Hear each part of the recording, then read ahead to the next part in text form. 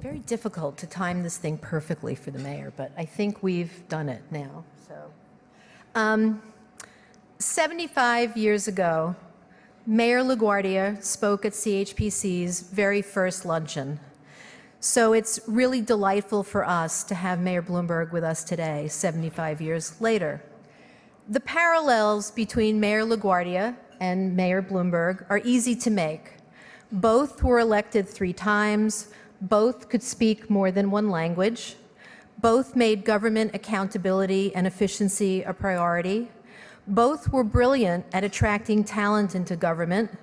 Both were brave and bold and willing to do what's best for the city and not what is politically expedient, like the mayor's veto today of the prevailing wage bill. And both embarked, you're supposed to clap at that point, actually. And both embarked on large-scale housing strategies to address the problem of the times. Both mayors leave a lasting legacy on our city, having changed it forever for the better. And I'm so grateful for the opportunity that I had to work for Mayor Bloomberg. We shaped a housing plan that's still being carried out. We can see the results of the transformation of our old industrial areas into new and vibrant neighborhoods, and the importance of preserving our older housing stock and leveraging private investment to encourage affordability continues to lead the administration's goals. When I was HPD commissioner, I was diagnosed with breast cancer in 2002. I was terrified that my illness might interfere with my ability to do my job, or worse, that people might perceive it that way. The mayor called me at home to see how I was and to let me know that there was no question that I would continue in my post. What he didn't know was that my entire family was crowded around the telephone because we didn't get a call from the mayor every day. And when the mayor asked if there was anything that he could do for me, my husband whispered, "Ask him to pay for college." I didn't do that. But I got something much better. A great boss, a great job, and an unprecedented opportunity to see our housing plan come to life. We all owe him a great deal, and it's my tremendous pleasure to introduce the 108th mayor of the city of New York, Michael R. Bloomberg.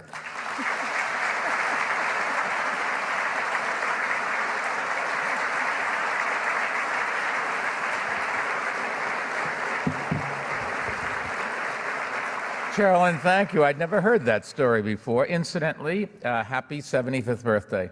Not you, of course, but the Citizens Housing and Planning Council, which was born in the impressive year of 1937. Now, I did some research. Who else was born in 1937? Bill Cosby, Colin Powell, Jack Nicholson, and Spam. Now, it's not the kind of spam that you have on your computer. Those of you who are my age, when they say spam, don't think of that. We think of something that was in a sandwich all the time. And I actually thought that they might put it on the luncheon menu today. But then they say that would be carrying nostalgia a little bit too far. So sorry about that. But my recollection is you put mustard on spam, it was actually pretty good, which tells you about my taste. Anyways, in 1937 was a banner year for Mayor LaGuardia's public housing program, and that's another thing that was going in full force then. It was the first and most ambitious in the nation, and in that year, FDR's New Deal administration committed to funding construction of some of our largest public housing developments in Red Hook, Queensbridge, and other parts of the city, and they are still to today a tremendous legacy. One that through the Housing Authority's new plan, NYCHA, we're committed to preserving for future generations, and they remain among some of the proudest achievements of our city's greatest mayor. Theodore LaGuardia was a fiery reformer, and nothing aroused his crusading passions more than housing did.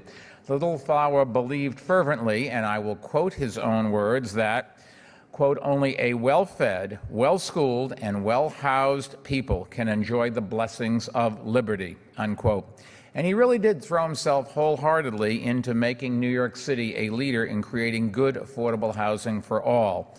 And of course, LaGuardia was absolutely right. And of course, that wouldn't have come as any news to him. Good housing really is essential to the lives of dignity, security, and achievement that all New Yorkers have a right to enjoy, and that for 75 years, CHPC has done so much to bring about in different ways in different times. You know, 75 years ago, you stood with LaGuardia to champion the public housing that continues to provide homes to nearly 1 out of every 20 New Yorkers. And then 40 years later, when a devastating plague of housing abandonment left New York City the largest landlord in New York, you advocated a new policy critical to turning our city around, helping community-based groups rehab derelict and neglected tax-foreclosed properties as affordable housing. And that became Mayor Ed Koch's formula for success in bringing homes and hope back to neighborhoods across our city. Two great mayors who really understood that we have to make sure that everybody, no matter what their economic circumstance, can become part of our city and stay here and contribute to making New York what it is. There's a clear lesson, I think, in that inspiring history. Life in New York isn't static. It never has been, thank goodness. It never will be. We're a great city, and change is the hallmark of great cities. And the new needs and new conditions produced by that change always require us to find new ways to build and preserve housing.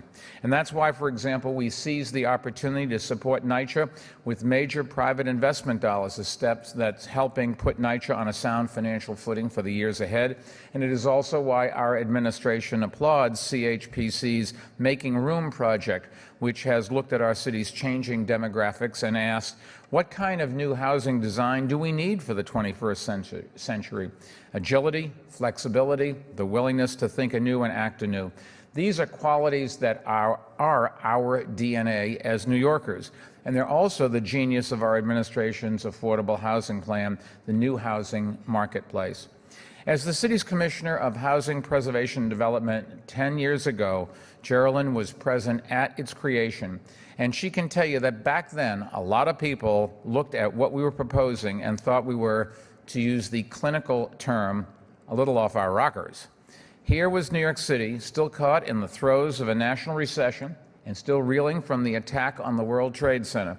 Why on earth did we think that was the right time to launch what has since become the largest affordable housing program undertaken by any American city ever? Well,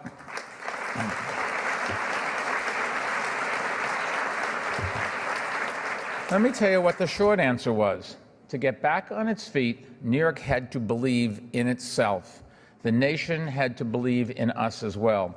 And the ways to build that confidence was to build for our future. But to do that, we had to find new ways to encourage the private sector to join in providing the public good of affordable housing. The old formulas of the LaGuardia or even the Koch era wouldn't work now. And because we found answers to our problems, today I can tell you that over the past 10 years, we've financed construction and preservation of roughly 130,000 affordable units. And that puts us on our target of creating and preserving 165,000 affordable homes, enough to house a city the size of Atlanta by 2014. We are going to make our goal, and it really is going to make a difference.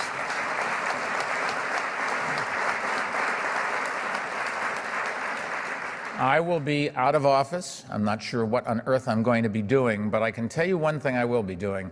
I will be glowing at what we did, this administration and all of you who really helped make this possible, because it really is a great legacy for us to leave to New York City, and it will, I think, ensure New York's future for a long time to come.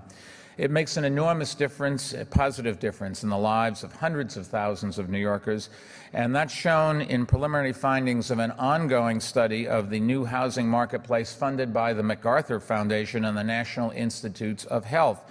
And what we're seeing is that not only do tenants benefit from lower rents and better quality housing, they have markedly improved physical health, including, for example, lower rates of asthma and also better mental health.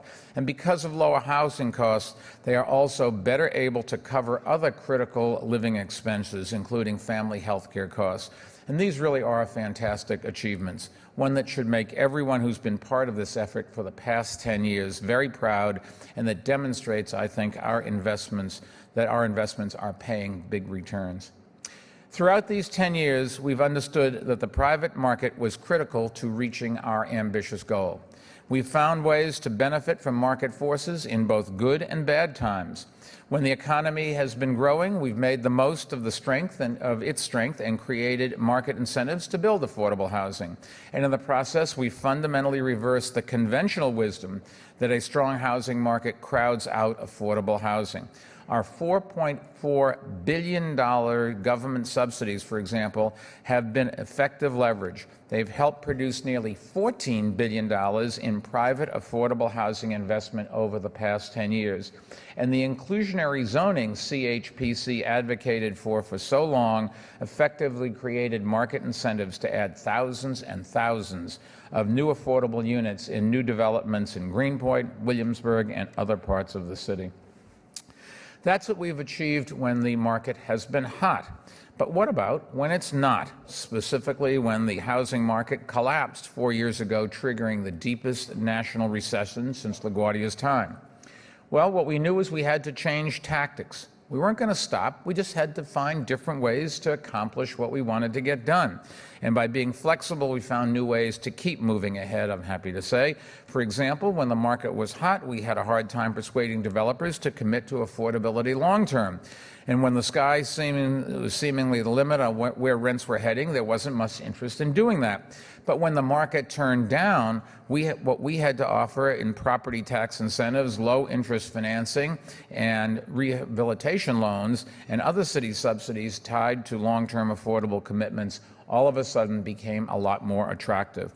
And as a result, we've persuaded developers and landlords to commit to an additional 30 years of affordability for some 86,000 apartments in our city. And I know that's music to the ears of CHPC, which has vigorously pushed for such agreements. And it's even more welcoming news for hundreds of thousands of low and middle income New Yorkers, providing them with affordable homes for decades to come. The housing market collapse also caused us to pay a lot more attention to deteriorating housing conditions, you should know, especially in apartment buildings, many of them rent stabilized, and they were brought into that were being brought into the speculative frenzy at the top of the market. And when the economy soured, these buildings suddenly faced the threat of wholesale neglect and abandonment by their new owners. And that not only jeopardizes the health and safety of the tenants who live in those buildings, the lessons of the 1970s teach us just how quickly even a handful of neglected buildings can undermine a whole neighborhood. We weren't about to let that happen again.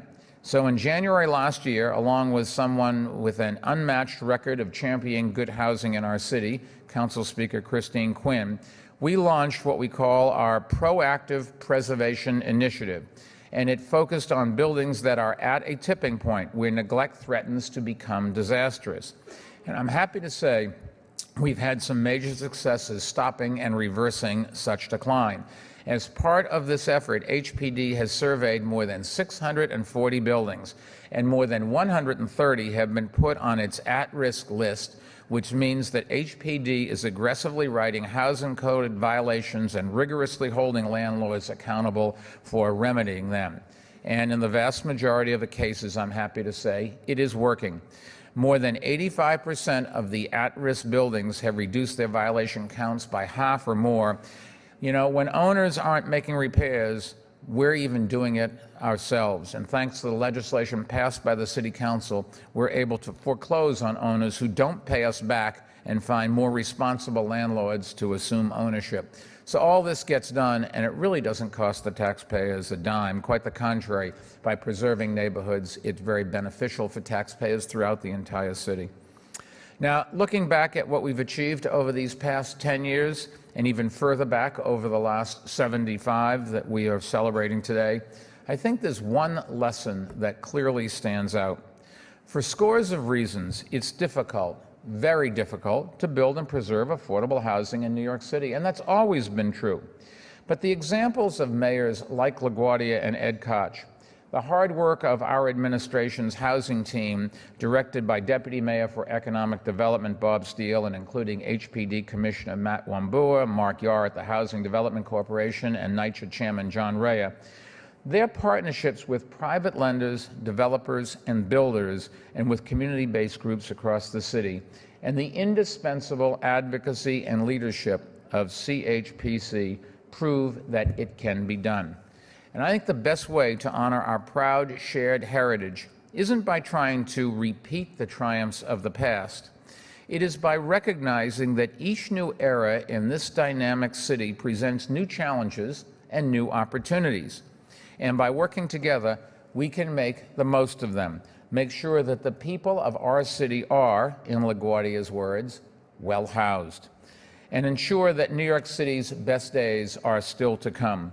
So congratulations again on this historic anniversary. It really is wonderful. You should be very proud of everything that CHPC has done, and we're just proud to be able to be part of it. God bless and have a wonderful meal.